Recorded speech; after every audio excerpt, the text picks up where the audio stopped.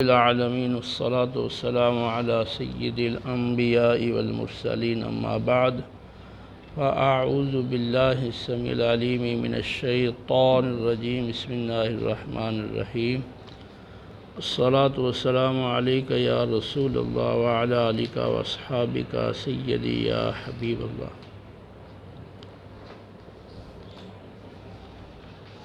گزشتہ درس میں اس حدیث مبارکہ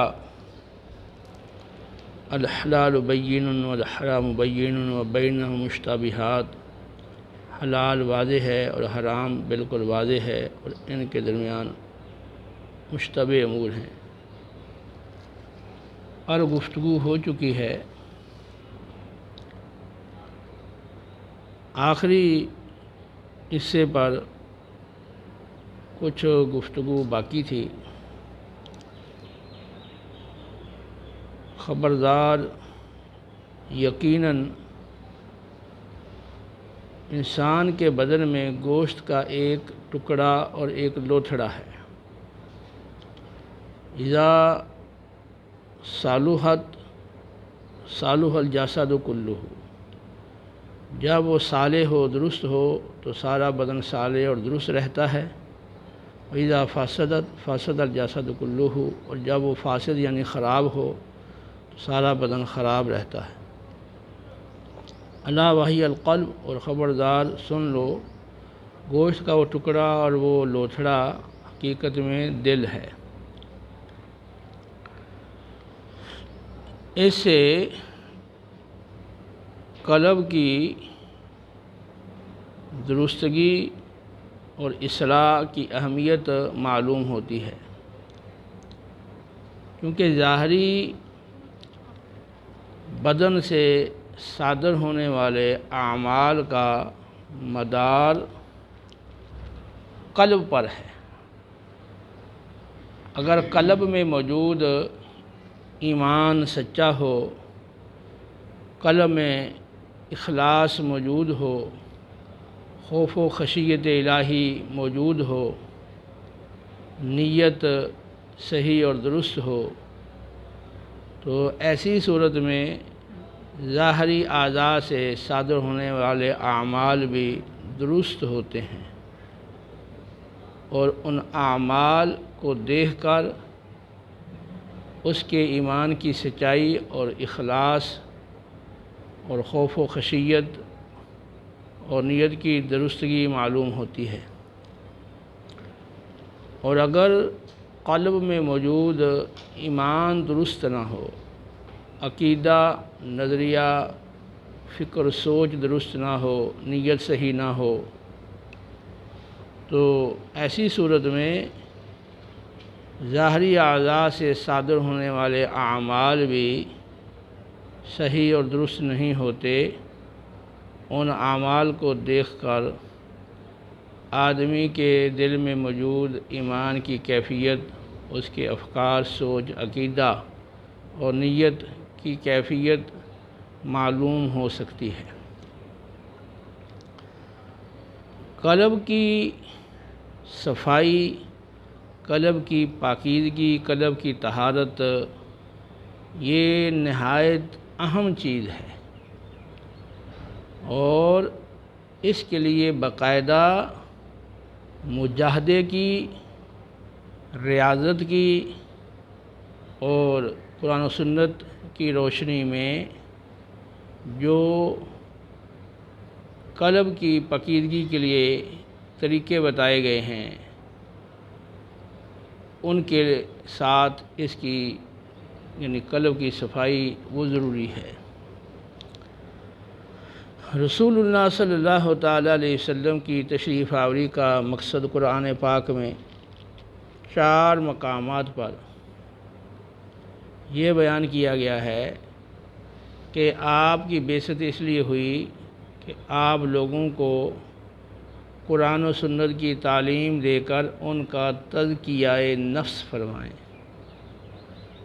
تو قلب کی طہارت کا دوسرا نام تزکیہ نفس ہے۔ جب تزکیہ نفس ہوگا تو لازماً قلب سلیم ہوگا، صالح ہوگا۔ اگر تزکیہ نفس نہیں تو نتیجتاً قلب وہ صالح نہیں ہوگا، فاسد ہوگا۔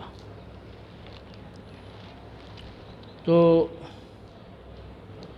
نبی کریم علیہ السلام کی بعثت کے مقصد کو بیان کرتے ہوئے یہ بتایا گیا ہے کہ آپ کے اس دنیا میں آنے کا اہم مقصد وہ قلوب کا اور نفوس کا تزکیہ ہے۔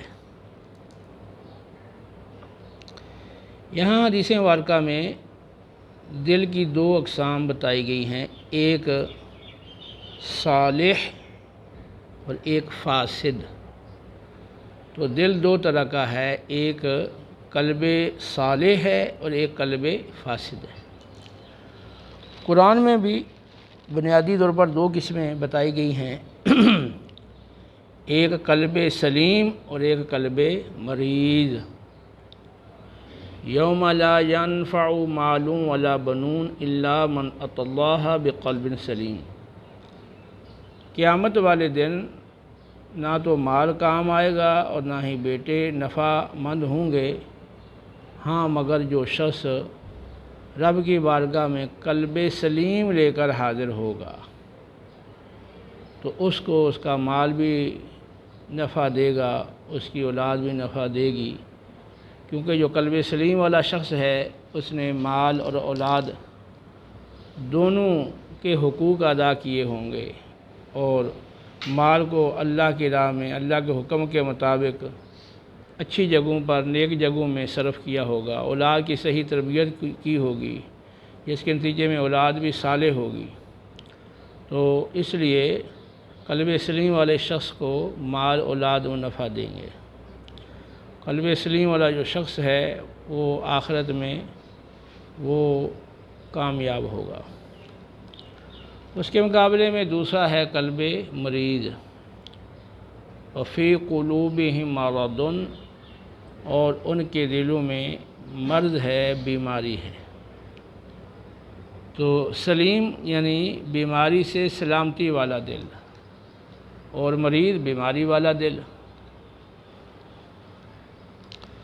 پھر قرآن پاک کے اندر قلب سلیم کے تحت آنے والے قلوب کا بھی تذکرہ کیا گیا ہے، اور قلب مریض کے تحت آنے والے قلوب کا تذکرہ بھی کیا گیا ہے۔ جو قلب مریض ہے تو اس کا مرض بڑھتا رہتا ہے، اس کے سامنے شریعت کے احکام ذکر کیے جاتے ہیں یا آیات مقدسہ پڑھی جاتی ہیں، وہ ان کا انکار کر کے اور عمل سے فرار اختیار کر کے وقت گزرنے کے ساتھ ساتھ اپنی نافرمانی اور گناہوں میں اضافہ کر کے وہ اپنے مرض میں اضافہ کرتا رہتا ہے۔ وَإِذَا مَا أُنزِلَتْ سُورَةٌ مِّنْهُم مَّن يَقُولُ أَيُّكُمْ زَادَتْهُ هَٰذِهِ إِيمَانًا فَأَمَّا الَّذِينَ آمَنُوا فَزَادَتْهُمْ إِيمَانًا وَهُمْ يَسْتَبْشِرُونَ وَأَمَّا الَّذِينَ فِي قُلُوبِهِم مَّرَضٌ فَزَادَتْهُمْ رِجْسًا إِلَىٰ رِجْسِهِمْ وَمَاتُوا وَهُمْ كَافِرُونَ۔ یہ سورۃ توبہ کی دو آیتیں ہیں جن میں بتایا گیا ہے کہ جب بھی کوئی نئی صورت نازل ہوتی ہے تو منافقین میں سے بعض کہتے ہیں ادرہ مذاق کے کہ تم میں سے کون ہے کس کے ایمان کو اس صورت نے بڑھا دیا ہے۔ بہرحال جو اہل ایمان ہیں تو ان کے ایمان کو تو صورت نے بڑھایا ہے اور وہ اس پر خوش ہیں، کیونکہ جب بھی نئی صورت اترتی ہے، نئے احکام اترتے ہیں، وہ ان کو قبول کرتے ہیں، ان کو مانتے ہیں، ان پر ایمان لاتے ہیں اور ان احکام پر عمل پیرا ہوتے ہیں، یوں ان کی اطاعت میں اضافہ ہوتا ہے اور ان کا ایمان بڑھتا ہے۔ اور بہرحال وہ لوگ جن کے دلوں میں بیماری ہے تو صورت نازل ہونے والی صورت نے ان کی سابقہ پلیدی پر پچھلی جو نفاق والی کفر والی جو نجاست تھی اس پر اور نجاست کو بڑھا دیا، یعنی ان کی جو بیماری تھی اس میں اضافہ ہو گیا اور وہ حالت کفر میں ہی مر گئے۔ تو اہل ایمان وہ مزید اطاعت، فرمانبرداری اور ہر شریعت کے حکم پر سر تسلیم خم کرتے ہیں، مانتے ہیں، عمل کرتے ہیں، تو ان کے ایمان ترقی کرتا ہے۔ اذا ذکر اللہ وجلت قلوبہم انما المؤمنون الذین اذا ذکر اللہ وجلت قلوبہم۔ تو مومنین حقیقت میں وہی لوگ ہیں جن کے سامنے آیات الہیہ کی تلاوت کی جاتی ہے تو ان کا ایمان وہ بڑھ جاتا ہے، وہ ترقی کرتا ہے۔ تو بنیادی طور پر دو دل ہیں، ایک قلب فاسد ہے، ایک قلب صالح ہے، اور قرآن کی روح سے ایک قلب مریض ہے اور ایک قلب سلیم ہے۔ آگے پھر ان کی متعدد اقسام ذکر کی گئی ہیں۔ جو صالح دل ہے تو ان کے بارے میں فرمایا نا کہ اذا ذکر اللہ وجلت قلوبہم، جب اللہ کا ذکر کیا جاتا ہے ان کے سامنے تو ان کے دل ڈر جاتے ہیں، کانپ اٹھتے ہیں، لرز اٹھتے ہیں۔ تو وجلت قلوبہم سورہ انفال کے اندر بھی اور سورہ حج کے اندر بھی یہ فرمایا ہے۔ الا بذکر اللہ تطمئن القلوب، تو سن لو اللہ کی یاد میں ہی دلوں کا چین ہے۔ تو وہ قلوب جو اللہ کے ذکر سے مطمئن ہوتے ہیں، قلوب مطمئنہ، جیسے نفس مطمئنہ کا قرآن میں ذکر ہے، یا ایتھا النفس المطمئنہ ارجعی الی ربک، تو راضیۃ مرضیہ۔ تو جیسا نفس مطمئن ہے، نفس مطمئنہ ہے، اس کا قلب بھی مطمئن ہے۔ نفس مؤنث ہے، نفس مطمئنہ، قلب مذکر ہے تو قلب مطمئن۔ اللہ کی یاد سے، اللہ کے ذکر سے، اللہ کی یاد سے چین اور سکون پانے والا دل۔ اسی طرح قرآن میں فرمایا کہ تقشعر منہ جلود الذین یخشون ربہم ثم تلین جلودہم وقلوبہم الی ذکر اللہ۔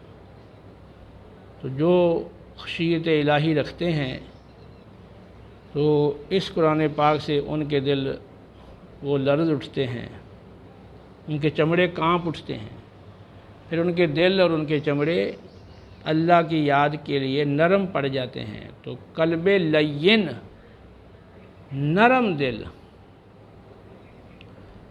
اس کا ذکر دوسری جگہ پر بھی ہے، فَبِمَا رَحْمَةٍ مِّنَ اللَّهِ لِنتَ لَهُمْ وَلَوْ كُنْتَ فَظًّا غَلِيظَ الْقَلْبِ لَانفَضُّوا مِنْ حَوْلِكَ۔ اے حبیب مکرم، آپ پر اللہ کا بڑا فضل اور مہربانی تھی کہ آپ لوگوں کے لیے نرم ہو گئے، نرم دل۔ اگر آپ کے مزاج میں، طبیعت میں سختی ہوتی تو لوگ آپ سے دور ہو جاتے۔ تو ایک ہے قلب لین، اللہ کی یاد کے لیے نرم ہو جانے والا دل، اور لوگوں کے لیے آذر و ہمدردی اور شفقت کے نرمی اختیار کرنے والا دل۔ اور اس کے مقابلے میں ہے غلیظ القلب، سخت دل۔ اسی طرح غلیظ القلب یعنی اس کے مزاج میں سختی ہو اور درستی ہو، اور اس کی وجہ سے وہ بدخلقی پہ اتر آتا ہے۔ اور ایک وہ دل ہے سخت دل جو وعظ و نصیحت کو قبول نہیں کرتا اور اس پہ نصیحت والی بات اثر نہیں کرتی، نصیحت والی باتیں اس کے لیے کارگر اور مفید ثابت نہیں ہوتی۔ اس کا بھی ذکر ہے قرآن پاک کے اندر، کئی جگہوں پر ذکر ہے۔ ثم قست قلوبہم وزین لہم الشیطان ما کانوا یعملون۔ یہ پھر ان کے دل سخت ہو گئے اور شیطان نے ان کے برے کام ان کی نظروں میں مزین کر دیے۔ سورۃ البقرہ میں فرمایا ثم قست قلوبکم من بعد ذلک فہی کالحجارۃ او اشد قسوۃ۔ تو اے یہودیوں پھر تمہارے دل گائے کے ذبح والا واقعہ پیش آنے کے بعد مزید سخت ہو گئے، پتھر کی طرح یا پتھر سے بھی زیادہ سخت ہو گئے۔ تو وہ اللہ کی آیات اور نبی کریم علیہ السلام کے ارشادات اور وعظ و نصیحت سن کر وہ ذرا بھی ان کے دلوں پہ اثر نہیں ہوتا تھا۔ وجعلنا قلوبہم قاسیۃ، ہم نے ان کے دلوں کو سخت کر دیا کیونکہ وہ عہد شکنی کرتے تھے اور جھوٹ بولنا، عہد شکنی کرنا، کلام اللہ میں تحریف کرنا اور کلام اللہ کے الفاظ کو اس کے معنی سے پھیر دینا، یہ مختلف ان کے اندر پائے جانے والی خرابیاں تھیں جن کی وجہ سے اللہ فرماتا ہے ہم نے ان کے دلوں کو سخت کر دیا۔ اور اہل ایمان کو اس حوالے سے تنبیہ کی گئی ہے وَلَا يَكُونُوا كَالَّذِينَ أُوتُوا الْكِتَابَ مِنْ قَبْلُ فَطَالَ عَلَيْهِمُ الْأَمَدُ فَقَسَتْ قُلُوبُهُمْ وَكَثِيرٌ مِّنْهُمْ فَاسِقُونَ۔ اہل ایمان ان لوگوں کی طرح نہ بن جائیں جنہیں کتاب دی گئی تو جوں ان کا زمانہ اپنے نبی کے زمانے سے دور ہوتا چلا گیا تو وقت گزرنے کے ساتھ ساتھ ان کے دل سخت ہو گئے اور ان میں زیادہ تر نافرمان تھے۔ تو دلوں کی سختی یہ انسان کی بربادی کا باعث بنتی ہے۔ اسی طرح غافل دل کا بھی قرآن میں ذکر ہے اور اس کے مقابلے میں جو خشوع کرنے والے دل ہیں ان کا بھی ذکر ہے۔ قرآن میں فرمایا ہے کہ الم یأن الذین آمنوا ان تخشع قلوبہم لذکر اللہ وما نزل من الحق، کیا اہل ایمان کے لیے ابھی وہ وقت نہیں آیا کہ ان کے دل اللہ کی یاد کے لیے جھک جائیں، ان کا قلب خاشع بن جائے، خشوع کرنے والا۔ نبی کریم علیہ السلام نے تو فرمایا ہے نا کہ اللہم انی اعوذ بک من علم لا ینفع، من قلب لا یخشع، من نفس لا تشبع، من دعوت لا یستجاب لہا۔ اے اللہ میں تیری پناہ طلب کرتا ہوں ایسے علم سے جو نفع نہ دیتا ہو، ایسے دل سے جس میں خشوع کی کیفیت پیدا نہ ہوتی ہو، اور ایسے نفس سے جو سیر نہ ہوتا ہو، اور ایسی دعا سے جو قبول نہ ہوتی ہو۔ تو جس قلب میں خشوع نہیں ہے اس قلب سے پناہ مانگی ہے نبی کریم علیہ السلام نے، اور ہمیں تعلیم دی ہے کہ ہم ایسے قلب سے پناہ مانگیں۔ قرآن میں فرمایا کہ اگر ہم اس قرآن پاک کو کسی پہاڑ پہ نازل کرتے لَرَأَيْتَهُ خَاشِعًا مُتَصَدِّعًا مِنْ خَشْيَةِ اللَّهِ، تو تم دیکھتے اس پہاڑ کو اس حالت میں کہ وہ اللہ کے خوف اور خشیت سے ٹکڑے ٹکڑے ہو جاتا، ریزہ ریزہ ہو جاتا، اور خشوع کی کمال درجہ کیفیت اس کے اندر پیدا ہو جاتی۔ تو پتہ چلتا ہے کہ قرآن پاک وہ قلوب کے اندر خشوع کی کیفیت پیدا کرتا ہے۔ اگر بندہ اس کو سمجھ کے پڑھتا ہے اور ہدایت کے حصول کے ارادے سے پڑھتا ہے تو اس طرح قرآن کو پڑھنے سے اور سننے سے قلب کے اندر خشوع کی کیفیت پیدا ہوتی ہے اور وہ بڑھتی چلی جاتی ہے۔ فرمایا نا کہ قُلْ آمِنُوا بِهِ أَوْ لَا تُؤْمِنُوا إِنَّ الَّذِينَ أُوتُوا الْكِتَابَ مِنْ قَبْلُ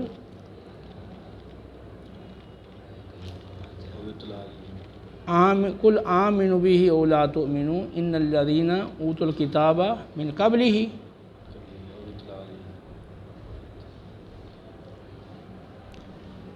إِذَا يُتْلَى عَلَيْهِمْ يَخِرُّونَ لِلْأَذْقَانِ سُجَّدًا وَيَقُولُونَ سُبْحَانَ رَبِّنَا إِنْ كَانَ وَعْدُ رَبِّنَا لَمَفْعُولًا وَيَخِرُّونَ لِلْأَذْقَانِ يَبْكُونَ وَيَزِيدُهُمْ خُشُوعًا۔ تو یہ آیت سجدہ ہے، تو جو اس وقت سن رہے ہیں تو ان پہ آیت سجدہ کی وجہ سے سجدہ تلاوت واجب ہے۔ جو بعد میں ریکارڈنگ سنیں گی ان پر واجب نہیں۔ تو فرمایا حبیب آپ انہیں فرما دو کہ تم ایمان لاؤ یا نہ لاؤ، اس قرآن کی شان عظمت میں تمہارے ایمان لانے سے نہ تو اس کی شان بڑھتی ہے، نہ تمہارے ایمان نہ لانے سے اس کی شان گھٹتی ہے۔ یہ تو اللہ کی عظمت والی عظیم کتاب ہے، تم ایمان لاؤ یا نہ لاؤ۔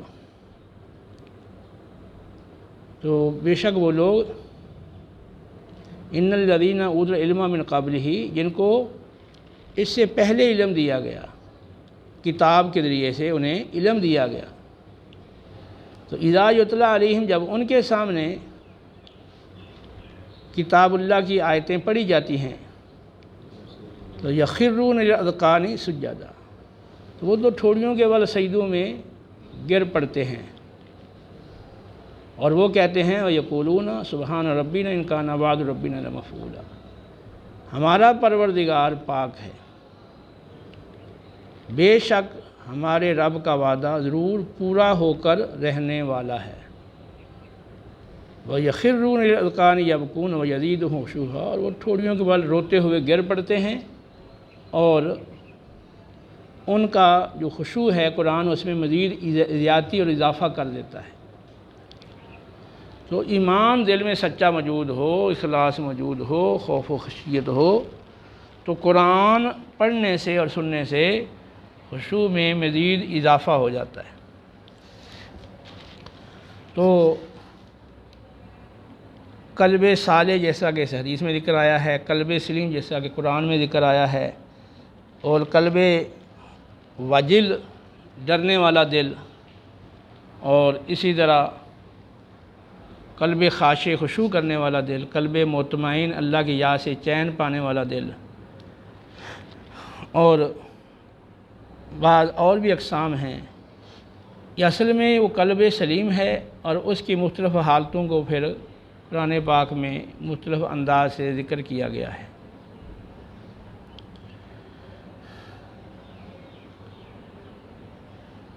وَيَخْشَوْنَ رَبَّهُمْ وَيَخَافُونَ سُوءَ الْحِسَابِ، تو وہ اپنے رب سے ہر وقت خشیت میں رہتے ہیں، اور انہیں برے حساب کا خوف اور کھٹکا لگا ہوا رہتا ہے۔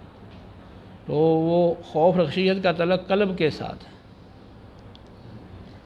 اسی طرح اولئک الذین امتحن اللہ قلوبہم للتقوی، اللہ نے یہ جو نبی کی کمال درجہ تعظیم کرتے ہیں، ان کے دلوں کو تقوی کے لیے چن لیا ہے، تقوی کے لیے آزما لیا ہے۔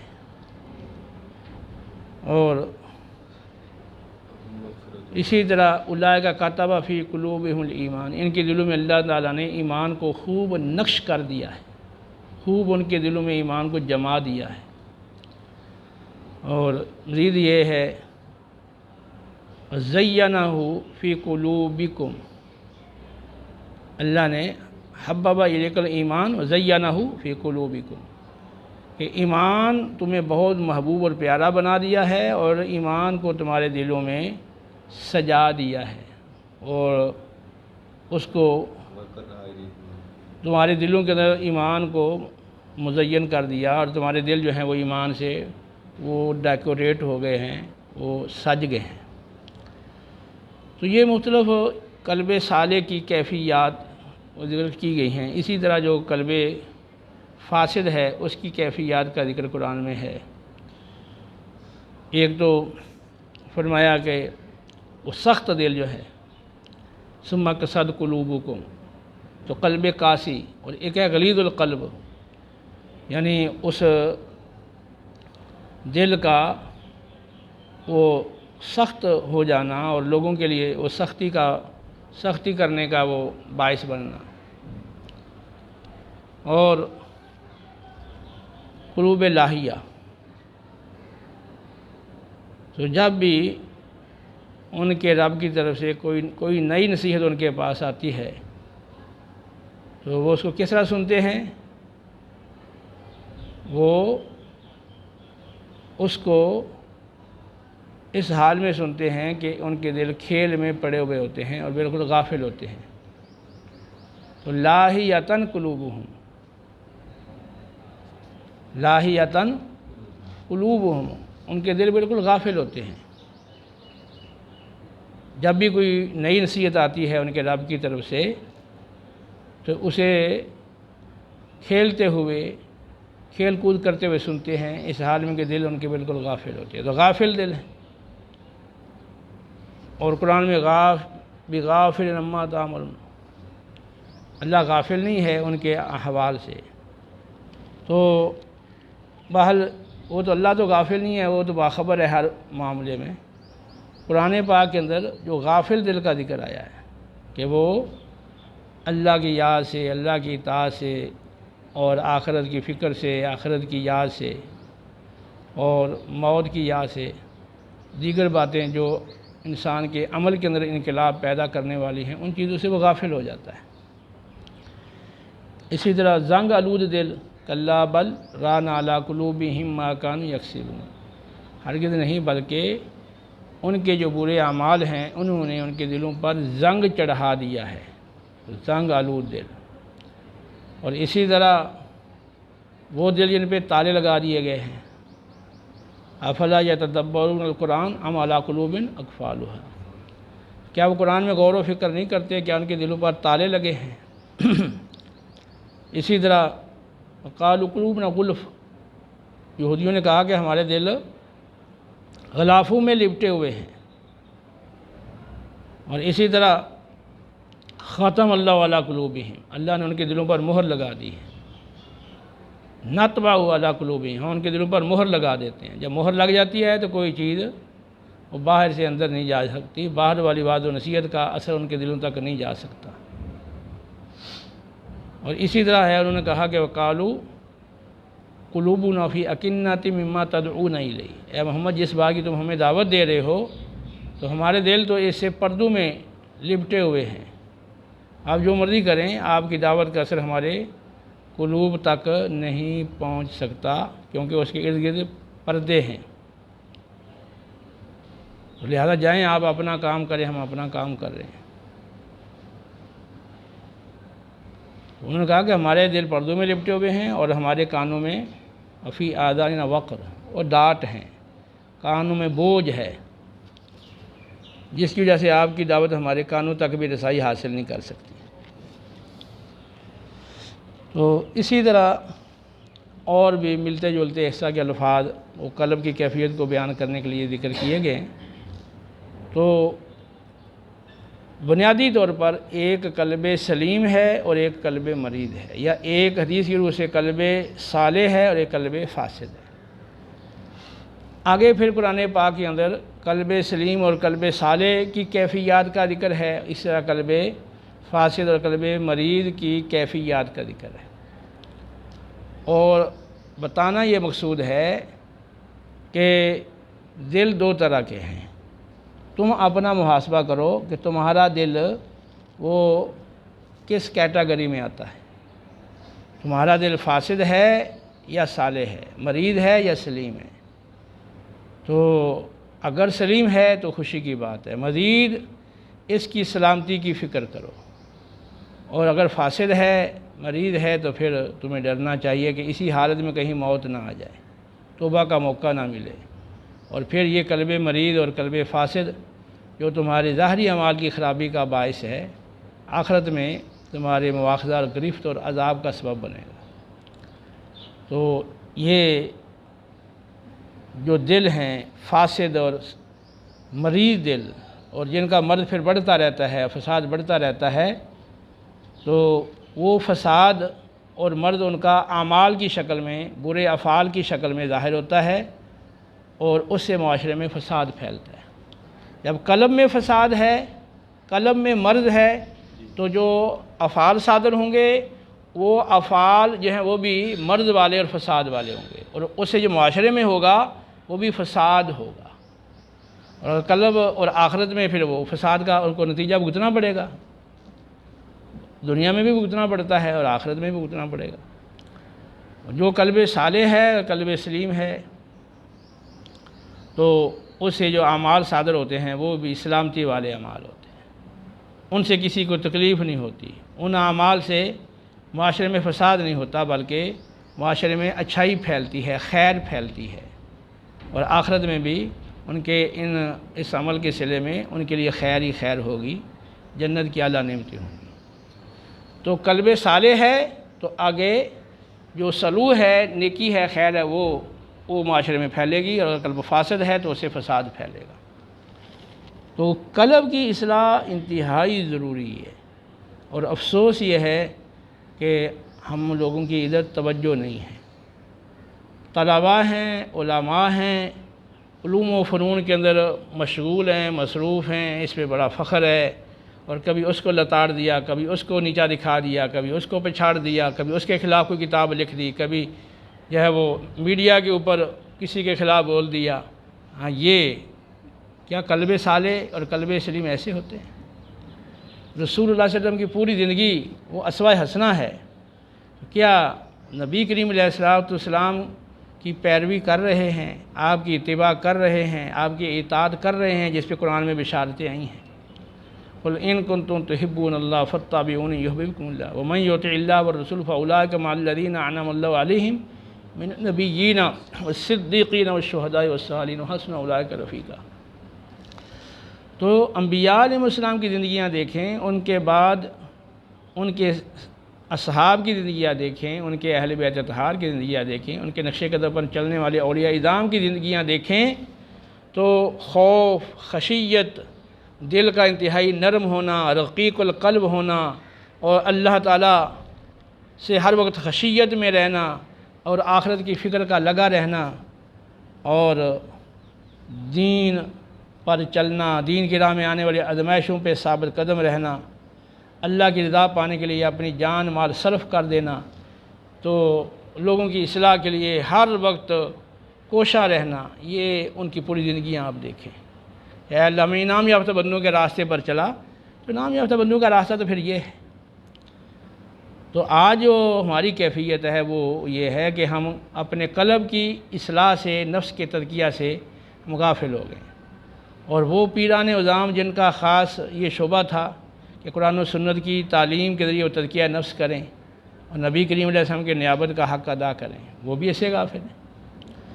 تو علماء ہیں یا پیران عظام ہیں، بہت ہی تھوڑے لوگ ہیں جن کی کچھ ادھر توجہ ہے، اور وہ کچھ وہ اس حوالے سے آگے وہ سلسلہ چلا رہے ہیں، باقی غفلت ہی غفلت ہے۔ ایک جو ہے وہ شہر کے اندر بڑا عالم دوسرے کو برداشت کرنے کے لیے تیار نہیں، ایک مدرسے کے اندر رہنے والے اساتذہ میں ایک جو ہے وہ دوسرے کو برداشت کرنے کے لیے تیار نہیں، وہ حسد دلوں میں ہے، میری برتری ہونی چاہیے، میری سب پر فوقیت ہونی چاہیے، یہ جو بڑائی کی خواہش ہے، یہ اقتدار کی خواہش جو ہے، میری تنخواہ بھی بڑی ہونی چاہیے، میری سہولیات بھی زیادہ ہونی چاہیے، تو یہ جو مال کی حرص ہے اور اقتدار کی حرص ہے، یہ انسان کے دین کو بہت زیادہ نقصان پہنچاتی ہے۔ دو بھوکے بھیڑیے بکریوں کے ریوڑ میں داخل ہو جائیں، وہ بھی اس قدر نقصان نہیں پہنچاتے جس قدر یہ مال کی حرص اور عہدے کی اور اقتدار کی حرص انسان کے دین کو نقصان پہنچاتی ہے۔ یہ ترمذی ابن ماجہ کی حدیث ہے اور صحیح حدیث ہے۔ تو ضرورت اس امر کی ہے کہ قلب کی اصلاح پر توجہ دی جائے۔ صرف ظاہری طور پر اگر آپ نماز کے افعال کو درست کر بھی لیں اور ظاہری جو ہے وہ احکام پہ آپ عمل پیرا ہو بھی جائیں، جب تک قلب صحیح نہیں ہوگا تو وہ جو ظاہری اعمال ہیں وہ ظاہری دیکھنے میں تو ٹھیک لگ رہے ہیں، لیکن اندر چونکہ بیماری ہے، اس وجہ سے وہ اعمال بھی درست نہیں ہوں گے۔ اگر وہ ریاکاری کے لیے کوئی کام کر رہا ہے تو بے شک جتنی خوبصورت نماز پڑھے اور جتنی طوالت سے نماز پڑھے اور اچھے انداز سے پڑھے، لیکن اندر تو ریا کے لیے پڑھ رہا ہے وہ، تو اس وجہ سے وہ نماز ایسی کیا ہے جو ہے کہ جس نے ریاکاری کے طور پہ نماز پڑھی اس نے شرک کیا، ریاکاری کے طور پہ روزہ رکھا تو شرک کیا، ریاکاری کے طور پہ صدقہ دیا تو شرک کیا۔ تو ظاہری صورت جو ہے وہ بڑی خوبصورت لگ رہی ہے، لیکن اس کے اندر کیا ہے؟ تو تعلیم قرآن و سنت کی اور تعلیم درس نظامی کی، اس کا مقصد کیا ہے؟ مین وہ قلب کی اصلاح ہے۔ تو وہ علم جو بالواسطہ یا بلا واسطہ قلب کی اصلاح کا ذریعہ بنتا ہے اور اس سے بندے کو نفع پہنچتا ہے اور اس سے بندے کے قلب میں خشوع پیدا ہوتا ہے، تو وہ علم ٹھیک ہے، وہ حاصل کیا جائے۔ اور جس علم سے وہ نفع حاصل نہیں ہوتا اور قلب میں خشوع پیدا نہیں ہوتا، آخرت کی فکر پیدا نہیں ہوتی اور اطاعت اور اتباع اس کے اندر نہیں آتی تو اس علم سے پناہ مانگی گئی ہے۔ تو اس وقت پوری دنیا میں بڑی تعداد میں مسلمان ہیں، لیکن اسلام مغلوب ہے، بڑی تعداد میں علماء کرام ہیں، لیکن ان کو آپس میں ایک دوسرے کو برا بھلا کہنے سے فرصت نہیں ہے۔ کتابیں لکھ رہے ہیں، میڈیا پہ بول رہے ہیں، یہ بڑا اس کو فخر ہے، اس پہ ان کا بولنے کی ذرا صلاحیت ہے، اس کو وہ سمجھتے ہیں کہ پتہ نہیں ہم کس وہ ترقی کے زینے پر وہ درجے پر پہنچ گئے ہیں۔ یہ کوئی کمال نہیں ہے کہ آپ کی زبان کی جو تیزی ہے یہ تو قیامت والے جہنم میں گرا دے گی۔ نبی کریم علیہ الصلوۃ والسلام نے اس کا تذکرہ فرمایا، ترمذی کی حدیث ہے۔ زبان کی جو تیزی ہے بہت سارے لوگوں کو یہ جہنم میں گرا دے گی۔ تو یہ زبان کی جو تیز ہیں لوگ جو دوسرے کو اس طرح وہ لتاڑ دیتے ہیں اور اس کو جیسا چاہتا ہے اس کو وہ زخمی کر دیتے ہیں اپنے زبان کے تیروں کے ذریعے سے۔ کاش ہمیں سمجھ میں آئے، زندگی کا مقصد ہم سمجھیں اور رسول اللہ صلی اللہ علیہ وسلم کی سیرت ہم سیکھیں اور اس پہ عمل پیرا ہوں، قرآن و سنت پہ چلیں، دل نرم ہوں، خشوع ہو، خوف و خشیت ہو اور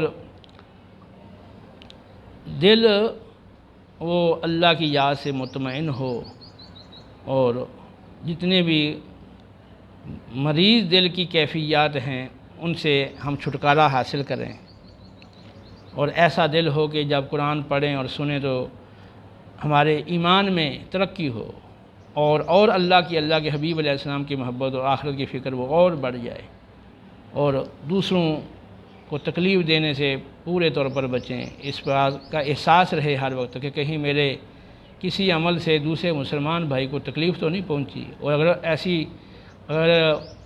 نادانستہ طور پر ایسا ہو گیا ہے تو فوراً معافی مانگیں، اگلے کو راضی کریں اور جو حق تلفی کی ہے اس کا ازالہ کریں۔ کاش ایسا ہو کہ ایک نبی کے غلام ہو کر آپس میں لڑنے کی بجائے متحد ہو کر متفق ہو کر اسلام کا دفاع کریں۔ ولا تفرقوا ولا تنازعوا، جو یہ قرآن کے قطعیات ہیں ان پر عمل کریں، ظنیات میں الجھ کر قطعیات کا خلاف نہ کریں۔ مسلمان کی جان مال عزت کی حرمت قطعی ہے، تو اب اس قطعیت کا خلاف نہ کریں صرف ضمنی مسائل کی بنیاد پر۔ کاش اللہ ہمیں عقل سلیم دے، اللہ تعالی ہمیں عمل کی توفیق دے۔ وما علینا الا البلاغ۔